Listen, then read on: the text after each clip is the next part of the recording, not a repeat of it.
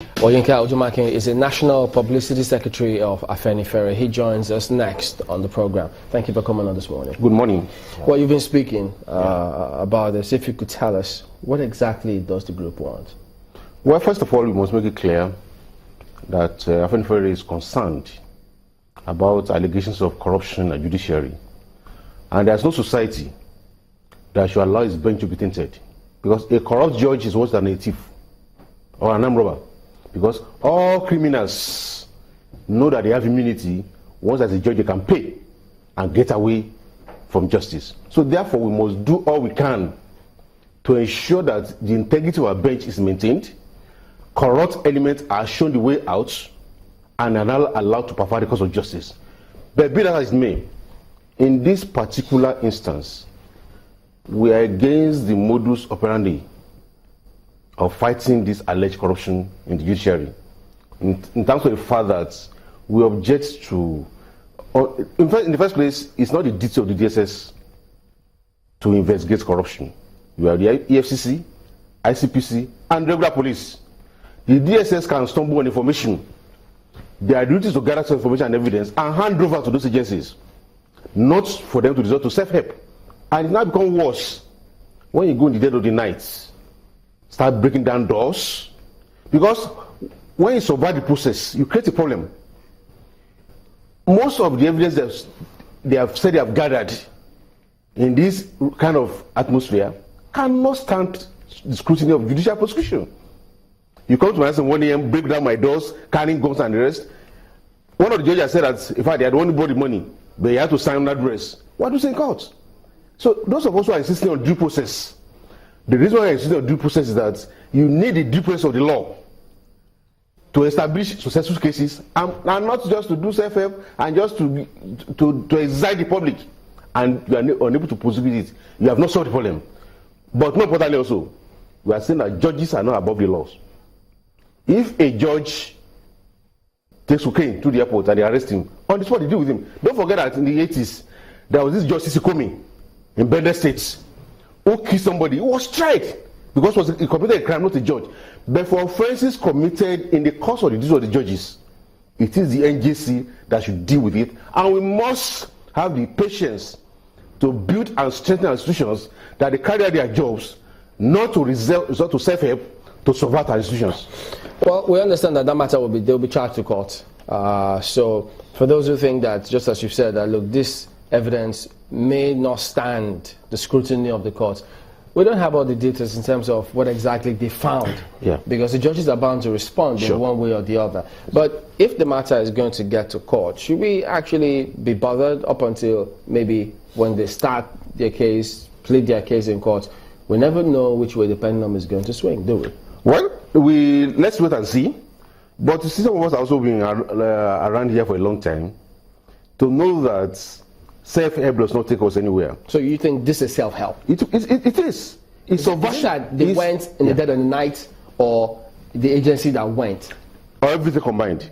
The agency that went, the time of the night they went, the modus operandi of the operations, and of course, I can't tell us that we did a sting operation. What sting operation? You don't even understand the meaning of ordinary English word? You say sting operation, I'm about to commit crime.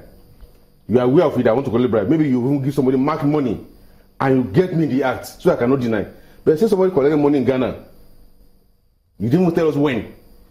You now came to his house in Abuja, breaking down doors, and say sting operation. What kind of sting operation is that? So what we have seen here is that lack of patience by the state. And this is dangerous, because the reason why states that has all the powers to deal with crimes, to prosecute people, why it engages in assassination, is when you cannot have the patience to go through the due process. And I think that's why, for some of us, yes, we must deal with corruption. They cannot corrupt the system that want to deal with corruption. And if you think that the process is slow, is to refer, don't mind you, one of the things I also said is that the ministers who have been accused, mentioned by these judges, should step aside from being ministers, because here we have the executive dealing with judiciary. Now, some members of the executive have been accused of this weighty allegation against them. They cannot continue to be part of the executive and using that of their offices to protect themselves. And because it's also important, when you look at most of the corruption cases that judges that are happening today, they have to do with the elections issue. It's the politicians who are giving money to the judge, allegedly giving money to the judges. And so if some have been mentioned, just like these judges who have been accused may lead us to the root of corruption in the judiciary, the politicians who have been accused also, if we investigate them, may lead us to the sources of where the corruption is coming from. It's not spirits who are giving the bribes. About the judges or the ministers, yes. Do you want both of them to step aside or step down while investigation goes on, or just the ministers? Well, it's in two ways. For the judges, and until we change our constitution, it is the NJC that has to deal with issues that has to do with their professional misconduct. Therefore, we must put pressure on the NJC. What about corruption? Yes, and once there are cases established against these judges, beyond the suspension dismissal that the NJC does, we should not ask for formal prosecution. But you cannot skip that process. But for the ministers, that's not the case. They are subjects. There is nobody. It's not that there's a law that says that it's the Federal Executive Council that must deal with ministers. The minister must go through the process of the law. So for the judges, there's a process first.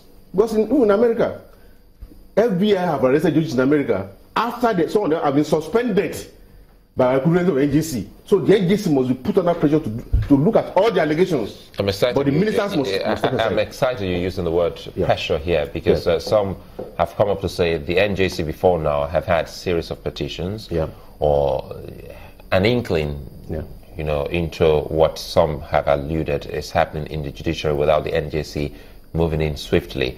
They say that this is a wake-up call to the NJC to act. So don't you think by now we should be saying, well done DSS, well done the federal government for making the NJC wake up to its calling? Well, ordinarily, if the federal government and the DSS have gone through the due process of the law, but we should be clapping and cheering them now. But again, you see, I've had this argument about what do you mean due process? Because I still can recall that they had a warrant.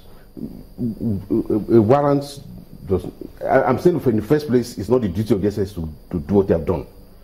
The word about also breaking down doors in the dead of the night and the rest of them, those are not due process of the law. But more importantly, yes, the NJC is also accused of being slow in some response to some of these cases. That we must take on the NJC. But it's about all our generally. Have you forgotten that some ministers today, when they are to receive by the Senate, there were loads of petitions against them. There were judicial papers that were put before the Senate. In fact, a minister was claimed by only members of his party. Other party walk out. Did we go about breaking down doors over it? No. We are not saying that those who are corrupt should go after them through the due process of the law, not subversion of the rule of law. That's what I'm saying.